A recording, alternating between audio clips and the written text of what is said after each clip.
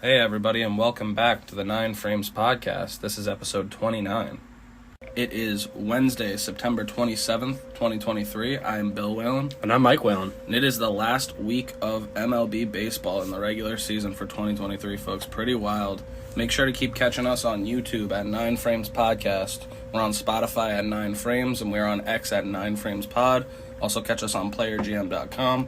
To keep up with the postseason coverage. I mean, not for nothing, it's pretty crazy. We've already been doing this for 10 weeks. Yep, 10 weeks to the day. Pretty wild.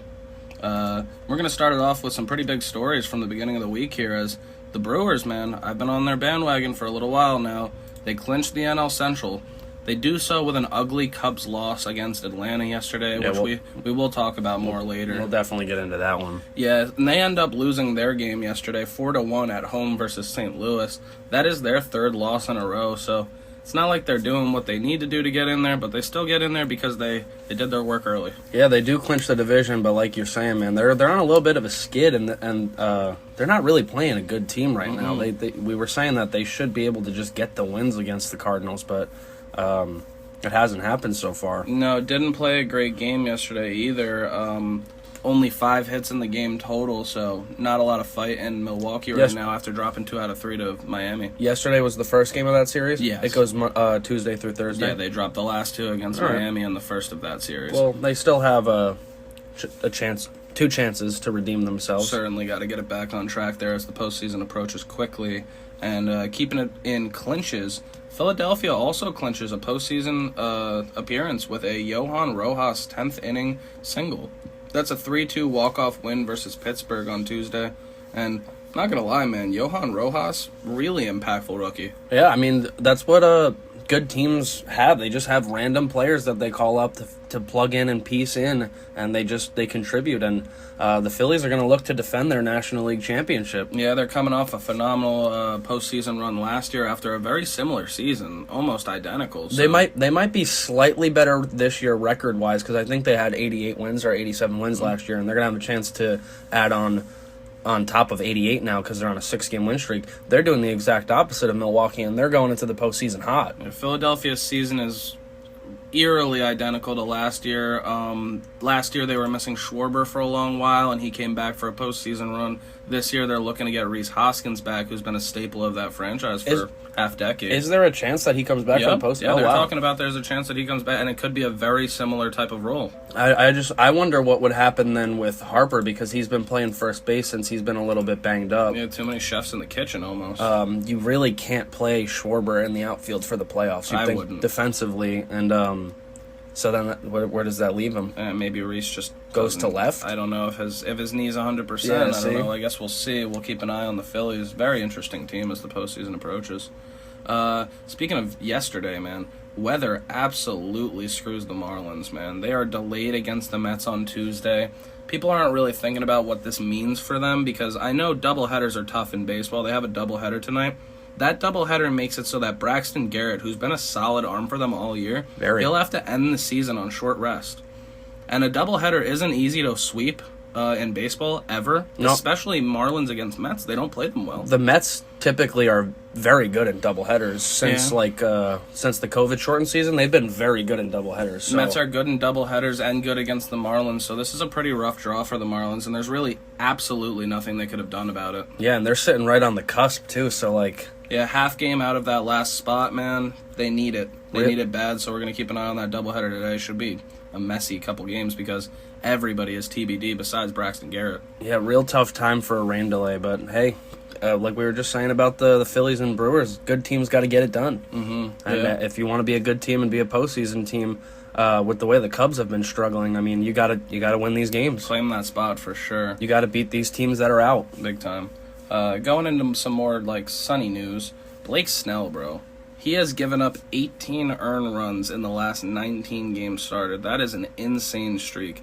And I wanted to ask you, I got my answer. Is the NL Cy Young race over? My answer is probably the same as yours, and I think he definitely did lock it up with this this 19 game stretch. Obviously, that's more than half the season, and he just I can't remember the last time the guy gave up 3 earned in a game. It must have been like mid-June, maybe early July. That's just absurd. He is the prototypical ace for today's game. He goes a solid 6 innings, and he gets you to the pen. He looks like 2018 Blake Snell again when he won that American League Cy Young. For real, and he could be one of the few pitchers, I don't know how many it is, maybe, what is it, a couple, to win Cy Young in both leagues? It hasn't happened very often. Yeah. And it's coming at the best time for him, too, because he's going to be an upcoming free agent. He's going to cash in, man. Yeah, he's going to make some money. Pretty rough as the Padres just missed the playoffs. They started to make a run at the end there, almost going on a 10-game winning streak, but not enough. Too little, too late. Also, Miguel Cabrera, man, the legend, ends his legendary career with a final homestand of games. He plays Kansas City in a 3-game now, and then Cleveland in a 3-game to cap off the season on the weekend. Honestly, just tip of the cap to Miguel Cabrera, one of the all-time greats, and such an honor to watch him, honestly. Yeah, I'm going to miss Miggy, man. He was one of my favorite players growing up. He still is, honestly. He's one of my favorite players of all time. I think he's up there in contention with one of the best right-handed hitters of all time in the game. His Triple Crown year, and the year before it, too, when he won back-to-back MVPs, I mean, he just looked like he was seeing volleyballs down the plate. Fully agree with that. I also think he's one of the guys who's really shown how to adapt and keep yourself relevant in the game. Started off as a young outfielder, moved over to third base, then he moved over to first base, then he DH, and he was always a stud for whatever team he was playing for. First ballot Hall of Famer for Easily. Sure. It should be unanimous. I was going to say, I think he's going to be unanimous along with Mariano Rivera. I mean, if he's not unanimous, I don't know what unanimous is. That'll be a Cleveland voter. Even after he struggled a little bit these past couple years with the average, I mean, he's still well above 300 in his career with over 500, and I mean, it's undoubtedly a first ballot Hall of Fame in my opinion. All-time great. We'll miss you. Thank you for a great career. Absolutely. And then lastly, to end the intro, I wanted to say rest in peace to the legendary third baseman Brooks Robinson. The Hall of Famer was an 18-time All-Star, a 16-time Gold Glover, obviously one of the best defensive players ever, let alone third baseman ever. He's a 2-time World Series champ. He was a World Series MVP in one of those 2. He's the 1964 AL MVP. Rest in peace. Yeah, Baltimore Oriole legend, man. Rest in peace. Probably the greatest defensive baseball player of all time, some would say. I mean, 16 Gold Gloves is absolutely absurd. Insane. Over 10,000 at-bats, nearly 3,000 hits. Absolutely phenomenal career. About an 80 WAR player. Yeah, from one Hall of Famer in Miggy to Brooks Robinson. Rest in peace. I mean, May rest in peace. He passed away at 86. Yeah, I think he's left his mark on not only baseball, but they were talking about the city of Baltimore, how people were naming their kids after the guy. So he's a special figure in Baltimore history. Phenomenal career and legacy. Only respect to him. We're going to kick this episode off with the National League, the lone National League series we're going to be talking about because it's humongous for the Chicago Cubs, and they unfortunately draw the toughest task in baseball, and they have to go on the road to Atlanta for a critical 3-game series from Tuesday to Thursday. Yeah, they've been playing some pretty bad teams lately, not playing great ball either. They are coming off a sweep of Colorado, so they got to look good here. Yeah, and they're clinging on to that last spot. Entering play, they were just a game above the Miami Marlins, who we said did not play. So they can't move unless the Cubs win or lose. So the Cubs can either gain a half game or drop a half game. Or take advantage of that doubleheader that's coming up for Miami. What could they do? Absolutely. Game 1 started really, really good for the Cubs as they jump on Elder early. They got 2 in the second, which was a Yan Gomes and Mastroboni single. They both got an RBI. 2 more in the second on a 2-run Suzuki triple. His 6th triple of the year. Yeah, that comes in the third there. Did I? Oh, that's, yeah, you said second. That came in the third. 2 in the third. Right. Yeah. Suzuki's 6th triple of the season drives in a pair, and then they tack one on in the 4th on a Bellinger single, who's had an absolutely great series and a half. Like, he killed it. He was killing the Rockies. I was just going to say season, man. Phenomenal season for Cody Bellinger, who's been a little rough for a couple of years, and we thought we might never see him like this again. Yeah. Surely we are. Very fair. He's had a fantastic season, and he's definitely a big reason why the Cubs are in a spot that they're in right now. We were just saying, slight tip of the cap also, hasn't had a 3-game hitless streak since April. Yeah, it's crazy. Since the first 3 games of the season. Insane. Yeah. So it's 5-0 after Bellinger's single, and then Happ would add a single in the 6th to make it 6-0 Cubs. 6-0 in the 6th inning. I mean, you have to feel phenomenal about that if you're the Cubbies. With your ace, Justin Steele, on the mound, who was cruising until the 6th inning when Kevin Pillar ran into one and hit his 9th home run of the year to make it 6-1. And that really woke the Braves up. They would just keep going from there. They get 2 in the 6th to make it 6-3 on an Olsen single and Ozuna's 27th double of the year. And then Acuna would hit his 41st homer of the year. It was a 2-run shot in the 7th, so that makes it 6-5. So they're chipping away, man. Absolutely insane year for Acuna. He keeps it going, and honestly, man, it's overlooked. Like, it's not just stat stuffing; it's clutch situations like this too. And then in the bottom of the 8th inning, dude, I know you saw it. I don't want to bag on the guy too much because Seiya Suzuki has been probably a top 3 player for the Cubs since coming over from Japan. A real bright spot for sure. He's led them in a lot of stuff, but he makes a detrimental error in right field where he just straight up does not catch the ball on a Sean Murphy fly ball, and that would end up scoring 2 to make it 7-6 Braves, and that would be it. Iglesias would come in and slam the door for his 31st save of the year, and the Cubs lose the game 7-6. Really disappointing loss for both the Cubs and Seiya Suzuki. Definitely don't want to bag on him because of how much he helped them in general. Obviously, he's a positive player across the board. Yeah, just a bad mistake at a bad time. Yeah, and it would be tough because this really has the opportunity and chance to cost them their whole season, man. Yeah, especially with the Cubs' upcoming schedule. They got 2 more against these Braves, and then they got 3 against the NL Central champs. So, like, it ain't getting easier. Not easy at all. The Cubs do play Milwaukee pretty decently, so that's going to be a battle down the year. Yeah, they hopefully they just learn from this, and they can't afford to make many more mistakes like this. You know Milwaukee would love to give them the boot. Absolutely. Anytime you can knock a division rival out, it feels good. The Mets are going to be doing that same thing with the Marlins. Very true. Game 2, the Cubs desperately need to rebound after such a deflating loss last night.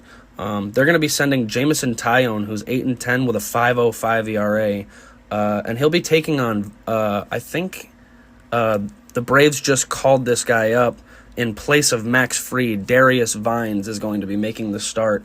He is, 1-0 with a 4.40? Not a name a lot of people will be familiar with, but the Braves are turning to him, so I'm sure it'll work out. Yeah, they just really need him to fill in this one start, hopefully, because Fried should be back for the NLDS because they will have that 5-day break because they have the 1 seed locked. Obviously not a huge game for the Braves in any facet of the word, so, I mean, they'll just be playing their best offensive ball as they can to try to take this game from the Cubbies. They're just trying to play spoiler on a team that's trying to get in because they're already well in. So the Cubs, like I said, they need this one because now they're just sitting a half game up on Miami, who has that doubleheader today. They could have used that opportunity to pad their lead a little bit, and they squandered it. Yeah.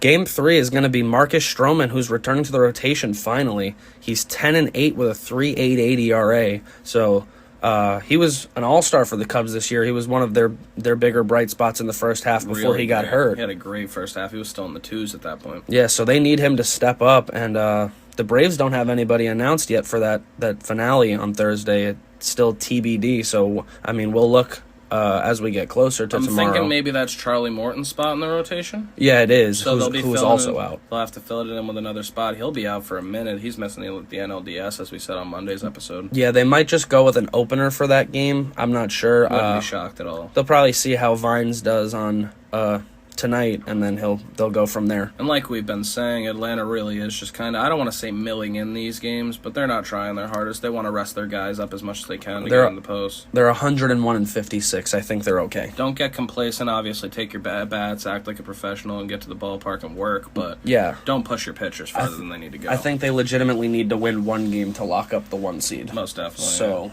I think it's pretty much wraps on the Braves season. They're going to be where they are. The Cubs, like I just said, they get the NL Central champs, the Brew Crew after the Braves, and it's not going to be easy. after such a deflating and demoralizing loss in the first game of the Braves series. I'm thinking of it too. When we talked about Miami, the series that they just had against Milwaukee, Milwaukee had their best three lined up. Milwaukee's having a series here. Who's going to line up here? Yeah, it's obviously going to be at least two out of the three best pitchers they got. Definitely. Do you think the Cubs can rebound? I think it's going to be tough, man, especially with the Brewers and those great pitchers coming up, because I don't think the Brewers will be resting their starters. So basically, there's 4 teams in the mix for 2 spots. Arizona, Chicago, Miami, and Cincinnati are all a game and a half within the playoffs, with Arizona sitting +1 up in the second spot. Do you know who Arizona plays in that last series or no? The Astros. That's tough. Yeah. That's tough. Yeah, it's very tough. All right, so there's a lot of tough matchups coming up because I don't know, man. Miami's last series, you know that? It is, I believe, Pittsburgh. All right, man, so maybe I'm thinking maybe Miami's got a great chance to get in. Yeah, the Mets play Philly and Miami plays Pittsburgh after their series. I wouldn't be shocked if we're sitting here saying that it's Philadelphia, Arizona, and Miami. Wow, giving Miami the edge. Because I just don't. It's the Cubs' schedule is daunting. It's really tough. Man. It's tough. Teams but dude, that play them well, and they needed that game. If you look at the plus minus, the Cubs are plus 100, the D-backs are -7, and they're above them. Pretty wild. -51 for Miami, and they might sneak in. I think they will. It's all about winning the games, and that's just that's what it's going to come down to in the next 5 days. We're gonna have to see how Miami plays that doubleheader today. We're going to move on over to the American League, and this series is just as big as the Cubs-Braves, if not bigger, because both of these teams are not solidified yet. The M's and Astros are going to begin a huge 3-game set in Seattle on Monday with potential postseason berth on the line for not one, but both teams. Yeah, this is my biggest series of the week. This is absolutely massive. These teams are always been they're literally a half game separated after the first 2 games of this series, so we'll get into that, man. Yeah, the first game, it was just honestly pure domination from Justin Verlander. He proved to be the ace that they wanted him to be when they traded him back for him, even though he is up there in age and he is expensive. I mean, he still did what he needed to do on this night. Yeah, 40 years old and dueling head-to-head with Luis Castillo has been an absolute bull for the Mariners. Yeah, completely outdueled him in this one. He goes 8 innings pitched, allowing just 3 hits, 1 earned run, and he wasn't on the mound for it. 1 walk and 8 Ks. The only run, as I just said, was an inherited runner scoring on a J-Rod sac fly in the top of the 9th inning. This was a vintage This was a vintage Justin Verlander game, and it was absolutely phenomenal to watch. Yeah, it's going to be a Houston 5-1 win. There's just not really much to talk about from the Seattle standpoint, as they muster only 3 hits and that sac fly. But Houston gets RBI from Mauricio Dubon with a single. Martin Maldonado has his 12th double of the year. Altuve gets an RBI single. And home runs from Yordan Alvarez, who has another 30 home run season. That's his 30th. And Kyle Tucker, who's 1 away from a 30-homer season, who hits his 29th. Yeah, Kyle Tucker, that's almost a guarantee for 30. I bet he hits one in the next 4. Yeah, I mean, that guy is, both of them are just incredible players. Mm-hmm. They just drive in runs with ease. Yeah, the more I watch baseball as a outside perspective, just watching it as a unbiased watcher, man, Houston's a phenomenal franchise, and they are full of talent. Oh, yeah, they're unmatched when it comes to knowing how to draft and then develop those players to be big leaguers. There's only a couple teams you can compare. They're up there with the Rays, the Dodgers, and the Braves. Look at Jeremy Pena, man. You didn't know the guy's name 2.5 years ago, and then he won the MVP of the World Series last year. Yeah, he's a Gold Glover too. Insane. And he's still 22, 23? Yep. So they got their shortstop of the future after they let their shortstop of the present go because he was too expensive. Which ended up being a genius move. Yep. They always know. They're always one step ahead, the Astros. Credit to the organization of the Astros. Absolutely. The Mariners look to bounce back Tuesday, and it's not just bounce back from this first loss. It's bounce back from that sweep against Texas, too. They're on a 4-game losing streak now headed into Tuesday's game. Yeah, playing rough ball. They weren't feeling great before that Texas series, kind of going 2 losses for every win. Yeah, and the Mariners do just that with a 6-2 victory. It was really the complete opposite kind of game. It was all Seattle the whole game, and that was complete courtesy of George Kirby, who was absolutely fantastic. 6 innings pitched, 5 hits, 0 earned, 1 walk, 4 Ks. There really just wasn't much traffic on the bases for Kirby all night. And when there was, he got out of it relatively easy. And the M's offense would pick him up. I don't know if you saw, but did you see that fan threw a ball from the crowd and it hit George Kirby right in the chest while he was on the mound? Absolutely maddening. I genuinely... What are you thinking? You said you saw that the guy got caught. Was he wearing an M's jersey or a Houston jersey? They didn't show him on screen. The announcer said that he had been apprehended and he was being taken away. The only way I can make sense of it is if it's a Houston fan. Because why would a Seattle fan... He's at home. Why are you throwing a ball at your ace? Why would any functioning adult throw a baseball at somebody on the field while being a spectator, man? Of course, yeah, but if you're upset about your team losing and you're an irrational human, maybe I could see that you would do that, but why would this happen at his home stadium? Yeah, I have no idea. The offense for the Mariners in this one was started in the bottom of the third inning. Josh Rojas, he lined out to right fielder Kyle Tucker, and on the relay, Altuve just seemed to yeet the ball into the stands. Not really sure why he did that. There was no play at third base. We were watching this one. Absolutely no play at third base. The guy was sliding in as the ball was coming over the shortstop's head. Yeah, a weird brain fart for a guy that has been one of the better second basemen in baseball since he debuted. Not close, yeah. This play was not close. And a veteran to make a mistake like that. It's pretty weird. J-Rod would hit a sac fly to make it 2-0 in the third. And then we get to the bottom of the fifth where Cal Raleigh would single in a pair to make it 4-0. And then Teoscar Hernandez, who's been their four-hitter, their big bopper for the year, he singles in Cal Raleigh to make it 5-0. And that's really all she wrote. We were watching this game live, and I was thinking maybe don't count Houston out, because this team could, once Kirby comes out, they could really put some runs up on the board. That didn't happen tonight. It was close. It could happen any night, man. In the seventh inning, they did have bases loaded.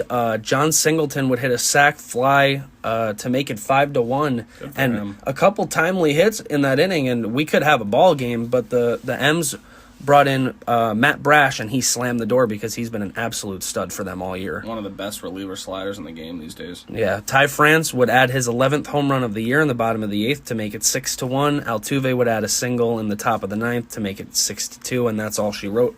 Mariners grabbed that one 6-2 and even the series. Yeah, pretty easy win. They had the one inning of pressure. That's it. Now we got quite the rubber game on tap today between these two, as they're separated by just a half game in the wild card standings for that third and final spot. This game literally decides it as of right now. Obviously, Seattle has a brutal series coming up against Texas, but Houston's got no slouches coming up in Arizona, who needs to make it in the postseason as well. Yeah, I think Houston has tomorrow off as Seattle plays Texas and they begin their 4 games. So at least Houston gets a breather after this. Seattle gets thrown right back into the fire. Like, here's the first place Rangers that just swept you. You need to beat them. We'll certainly be covering both of those series this weekend. Yeah, so the third game tonight is going to see... I would call him the Astros ace coming into this year because they didn't have Verlander. I'm also still giving him the benefit of the doubt. He's the guy who's been here all year. Yeah. I think he's the guy that the players rally behind. We are talking about none other than Framber Valdez, who threw a no-hitter this year. First lefty won in how long? In Astros history. It was ever, okay. Yep. He's 12-11 with a 3.39. He's another solid year, Mr. Quality start. He'll be taking on Bryce Miller, who has been pretty good for the Mariners recently. He's 8-6 with a 4.17. Yeah, the Mariners, I think the Mariners need this one a little bit more than the Astros, but the Astros definitely need it as well, just because of that day off tomorrow, and they have a game up on them in the standings, and that game is an extra win. Yeah, it's also tough. Framber Valdez and Bryce Miller, man, they have similar experience in the game in terms of time served, but Framber's been pitching in these big position games since the beginning of his career, while Bryce Miller, this is one of the first really huge ones of his career, and he's got to bear down. Yeah, aside from last year, Seattle really hasn't done much since 2001, so yeah, only being a half game out, man. I think the Mariners are going to have to bear down here tonight, and I think they're going to get this one.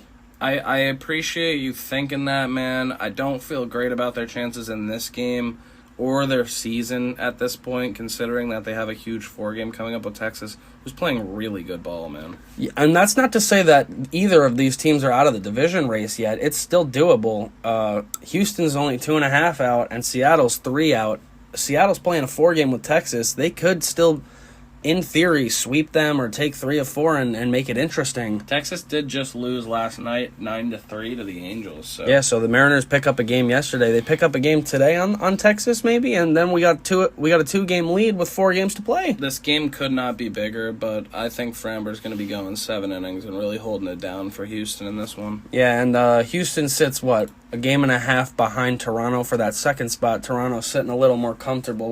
We'll get into their game with the Yankees. Most definitely. But yeah, we're going to keep our eyes on this series. So I got Houston. You got Seattle? I think Seattle's gonna bear down for this one at home. Watching tonight. Keeping it on in the American League, and we move on over to the East this time as the Yankees visit the Toronto Blue Jays for a 3-game set. Toronto enters this series in the second AL wildcard spot, and the Yankees look to play spoiler. We haven't had a lot of chances in this podcast to talk about either of the New York teams because they've kind of been out of it since we've been talking about baseball on here. Yeah, we talked about them a little bit more in the beginning because they still both seemed like they had a slight outside chance, but they've both gone in the wrong direction. The Yankees have picked it up a little bit more as of late, but it's just another too little too late as they've already been eliminated from postseason contention. But two teams I look forward to covering next year as they try to reload. Oh, yeah, for sure. But this is another division rival trying to play spoiler against their division rival. Big time. And game 1 is Michael King versus Kevin Gausman, man. This is my kind of baseball game. A pitcher's duel deep. Both starting pitchers get no decisions. I kind of wish one of them did. I like when one of them gives up the run that the other guy doesn't and they get the loss, but nope, not in this one.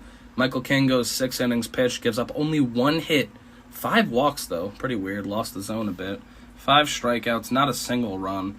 And Kevin Gausman matches him and then some with 7 innings pitched, 3 hits given up, 2 walks, 5 strikeouts, and not a run. Gausman is quietly pitching himself into that Cy Young race. It's going to be too late, I think, but he'll be top 5. It's tough too because he was in it, and then he had a couple rough starts that kind of ballooned his ERA and took him out. Yeah, but I still think he'll finish within the top 5. Man, he's at a 3.16. He's had a real good year again for the Blue Jays. He gets a top 5 vote from me as well. They absolutely would not be in the wild card without him. I don't think. This game only had 8 hits combined in it between the Yankees and the Blue Jays. Toronto turned to their guy Jordan Romano for the 9th inning, and Austin Wells hits a 2-run homer for only his 3rd of the year. He's batting 190.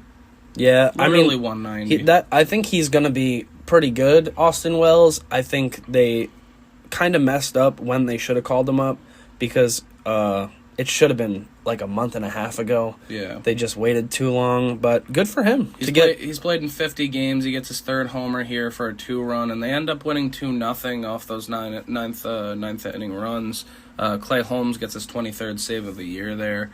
The Blue Jays are now a game and a half up on the Astros, who we just talked about, and 2 games up on Seattle for that last spot. Obviously, very fortunate that these teams are playing each other at the end of the year. Yeah, we were saying that the Blue Jays might benefit from the AL West Titans clashing so often. Lose. Yeah, someone's got to lose those games, man. That's one of those 2 teams has to lose tonight, so they can't lose a game on both of them. I mean, if they win, they pick up a game on, at worst, they would stay a game and a half up. And they need that, too. Game 2 is not any easier, brother. Especially after only mustering up 3 hits in that first one. Game 2 is Garrett Cole, my vote for the AL Cy Young. I think he's going to win it. I think that race might be over, too. I think we're getting Cole and Snell this year, getting the hardware. I think I agree. 14-4 on the year, going for his 15th win with a 2.75 ERA. And he's facing Berrios for Toronto, who's been solid for them this year. 11-11 with a 3.58. I'm glad we're getting this slight opportunity really quick before the season ends because we haven't talked about the Yankees much. We gotta just give Garrett Cole his flowers here, man. He's pitched a hell of a year for a team that has not made the playoffs, and I don't like when people say, "Oh, you didn't make the playoffs, you shouldn't win the awards." Especially Cy Young. He has been absolutely dominant this year for a Yankees team. He gives them the best chance to win in baseball, I would say, among any other starting pitcher on the mound than like it's him. Yeah, and not for nothing, man. This is the guy. It kind of sucks for Cole because This is the guy that they paid him to be, and he's been really phenomenal this year. The 1 year that the Yankees get overlooked because they're not in the postseason. Yeah, it's because the other guys didn't pick up the slack, man. Cole did his job every single start, every fifth day. Garrett Cole, we see you. You're one of the best pitchers in the game right now. Yeah, he's gonna win that Cy Young, and it's absolutely well deserved. Mm-hmm. Both of the bats looked dead lost last night, man. Who wakes up? I mean, I think the Blue Jays need to wake up. I don't really, but see I don't know if that's Cole. It's easier said than done against the most likely the American League Cy Young Award winner. I mean, good luck. This game is going to be dictated about if the Blue Jays can get Cole out of it. Yeah, you got to make him throw a bunch of pitches early and make him stress in the early innings so that he could get uncomfortable. If they let him get comfortable, they're in trouble. Mm-hmm, for sure. He's going to settle in, and he's going to look to pick up that 15th win. Big time, yeah. Game 3 Thursday is going to be Luke Weaver, the new Yankees starter. Didn't know he was there. 3-5 on the year with a 6.47, but he's been solid in 2 games started for the Yankees. He's 1-0 with a 2.89 for them. That's interesting. That was a move that flew under the radar for even me. I was unaware that he even went there. Flew under everyone's radar, man. Chris Bassett is who he's facing off with, though. 15-8, 3.71, coming off a great start where he pitched into the 7th, giving up only 2 earned runs to Tampa Bay. Yeah, looking to become one of the only pitchers with 16 wins in the American League. So, I mean, I feel good about Toronto's chances in that game, and that second game could really go either way. I think if the Blue Jays win, it's going to be bullpen-based. I wanted an update on how you feel about Toronto as a whole, man. I like them. I think they're a very good baseball team. I think they have a nice bullpen. One of the better we've seen from them. They've got a stacked lineup when everyone's healthy. Definitely. And so it's really just going to come down to their starters like Chris Bassett and Kevin Gausman, because these are the guys that are getting the ball in a wild card series. It's going to be Gausman, Barrios, Bassett. Yep. So those are the 3 guys that they're going to need to step up the biggest, and these are the 3 guys that are in this series. So, I mean, treat this as a playoff series, Toronto. You got 2 more to make up for yesterday because you didn't hit it all yesterday. Definitely. It's going to be a tall task against Garrett Cole and Weaver, who's been good for them, but you got to do what you got to do if you want to make the postseason, and I think the Blue Jays will take care of business. They're in a nice spot being a game and a half up. And the other teams playing each other. I think they'll be in the postseason because of that. Yeah, and I'm interested. I want to see how they play a postseason series. I want to see what they got. Toronto, excuse me, because it's gonna be pretty crazy. Mm-hmm. If you're looking at the standings, if they hold on to that 2 spot, they'll be playing Tampa Bay, who they finished the season against. Yeah, they do, man. So they're gonna be playing Tampa Bay 6 times potentially in. 10 days again after playing them last weekend too? They host Tampa Bay in the biggest series of the year after this, and man, if they get swept in that series, they might not even be there to end the year. Yeah, we got to see how these first 2 games against the Yanks go. So many different ways that this can play out, and we're going to have to keep a close eye on it. Absolutely. It's very, very interesting race. Taking it on over to Interleague for what is a very interesting series, even though one of the teams is definitely out of it. Cincinnati visiting Cleveland for the Ohio Cup. Yeah, the battle for Ohio. Super odd 2-game series to end the year. They love to do that with Interleague. They're like the only team doing it, though. They're the only team playing a 2-game right now. Pretty weird. Yeah, we just saw the Giants and D-backs play a 2-game, too. That was last week, though. I'm saying, like, last week of the season, they're the only ones that have one scheduled. I don't know why. Yeah. Pretty weird, but they must have played a 4-game earlier or something. Maybe, yeah. The Reds enter the last week of the season, kind of just treading water just out of the postseason, as they have been for a while. Kind of disappointing to see them do that. Yeah. Game 1 was an explosion of offense, man. It started Hunter Green versus Lucas Giolito. Not that it means much with how this game went. Hunter Green went 3 innings pitched and gives up 7 earned runs. He's just been disappointing this year. I don't understand, because his last start he looked so good. He went 7, gave up 1, and struck out 14. How can he look like a completely different pitcher? Yeah, I don't know what's good with him, man. He looks rough, though. He's almost at a 5. He's at a 4.71 after that game. On the other side, Lucas Giolito, who has not been a good acquisition, 3 1/3 innings pitched for Cleveland, gives up 5 earned runs, and both of these starting pitchers get no decisions. Dude, Giolito, I don't know what happened to him either. He looked good for a couple of years with the White Sox after looking really bad, and then I mean, he's been on 3 teams this year, and he hasn't looked good on one of them. His ERA with Cleveland is a 6.66. So a little bit lower than the 6.89 on the Angels. God, man, just an ugly end of the year for Giolito. I think my man just wants 23 to end. Yeah, so when the starters come out of that game, like we said, that's 7-5 Cleveland. Cincinnati stays hot, though, bro, because once the starters come out, it's all Cincinnati. They get singles by Ellie De La Cruz and Luke Maile to go up 8-7 in the 5th.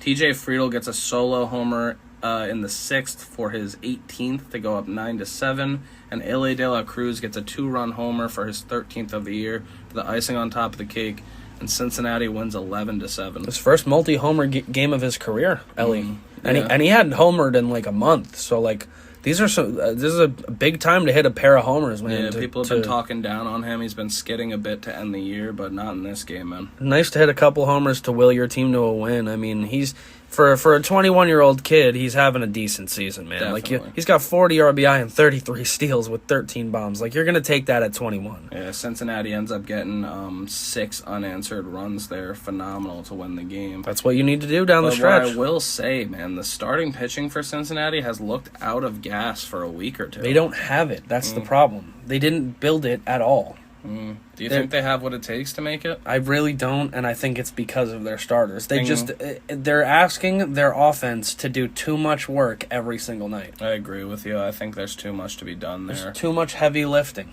Which is crazy because I don't know if Cincinnati's going to be one of those teams in the market where they should be. Imagine them with a guy like Snell. Yeah. I mean, hey, maybe in the offseason. Throw a bag at him. I could see something like that. Run it back next year. Maybe. They are now a game and a half out of the NL wild card, and their elimination game is at 4. So I mean, it's not done. No, it's I mean, it's doable. Given the fact that the Marlins have to play a tough doubleheader, and then teams that are playing spoiler. I mean, sometimes that's detrimental to seasons for teams. And then the Cubs, their schedule is brutal. So I mean. And even the D-backs, like they have to play after the White Sox. They got the Astros, so definitely. If the Reds can just stay afloat, man, maybe they can sneak in because of how the schedule plays out. But really huge of Cincinnati to take that game 11-7 there. Yeah, absolutely. I mean, you get their offense carries them again. They don't put up 6 unearned runs. They're in a tough spot. Right They're going to finish the season after this game today with a 3-game against the last place Cardinals. So, the easiest remaining schedule out of the teams we've been talking about in this episode. Let's see what they can do. You got to think they got a chance. Game 2, they have Andrew Abbott, who has been an absolute shining star for them this year. 8-5 on the year with a 3.70. Versus Shane Bieber, who's 5-6 with a 3.91. He's making only his second start since July. He's returning from that injury that people didn't know if he was going to. Guess he came back to throw 2 starts. Yeah, I think we can probably pinpoint his injury as where the Guardians' season kind of just went downhill. They were looking like they might make a push. They even thought they were going to make a push. That's why they made those trade deadline deals. Yeah, it goes to show that that's a team that probably would have traded him away if he was healthy. I don't know, though, because they were pushing. They fell off because he got hurt. They traded away Josh Bell. They didn't. What did they do? They got Giolito. They claimed they got Giolito on a claim afterwards. I don't even know if he'd be playoff eligible. They said they were pushing for it. They had a pretty lazy deadline, in my opinion. That's just how it goes. Yeah, like we said, Cincinnati visits St. Louis for a 3-game to end the year after having Thursday off, so they do get a breather as well. Cleveland is now a half game back of Detroit for second in the AL Central, and they are 10 games under 500, and I was going to say that's what you get for not trying hard enough at the deadline. Yeah, I mean, that's more of a shout-out to the Tigers, man. They're only 9 games under 500. Solid year for the Tigers, all things considered, but really disappointing for Cleveland when this division was up for grabs just a month or 2 ago. Yeah, the AL Central seems to be just a giant disappointment, though. We've talked about that. Certainly. All right, thank you everybody for watching and listening everywhere you do. That'll do it for us for episode 29 of the 9 Frames podcast. This is Wednesday, September 27th, 2023. I am Bill Whalen. And I've been Mike Whalen. You can catch us on YouTube at 9 Frames Podcast. We're on Spotify at 9 Frames. X, we're on there at 9 Frames Pod, and we're on PlayerGM.com. Yeah, be sure to like and subscribe. We appreciate the constant support as usual. Yeah, we're going to set you up for a huge weekend of baseball on Friday's episode, so please join us for that as we look into the last series of the week. Yeah, we got the season. Got a lot of good baseball left before the postseason. October approaches.